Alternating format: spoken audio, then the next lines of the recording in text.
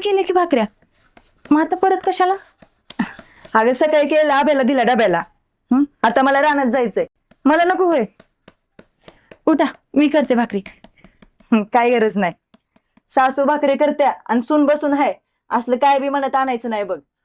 कवा तू कवा मी दोघींनी बी करायचं. आणि नाही केलं तरी बी जमतंय. 4 भाकरी काय मला जड आहेत वय.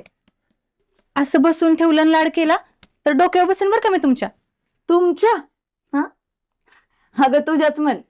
तुझ्या तोंडून आतेच चांगलं वाटतं बघ ऐकायला. मी तुला आत्ताच म्हणेन ग, पण तुमच्या डोक्यावर म्हणजे तुझ्या आणि तुझ्या पोराचे म्हणले ग. अगं होय, मग बस की.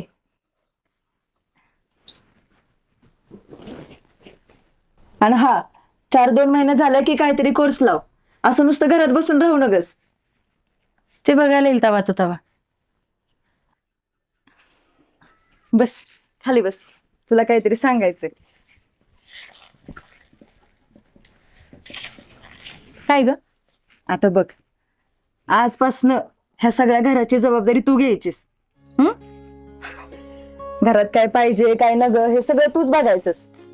सगळा हिसाब किताब ठेवायचा. आणि तू? मी होय, मी रानात आणि दादा गुराकडं. आता त्याच्या नोकरीचं झालं की मग तो सकाळी कामावर जाईल आणि संध्याकाळी परत येईल. तेव्हा मी रानातलं आणि गुराचं दोन्ही बी बघते आणि तू घरातलं बघायचंस.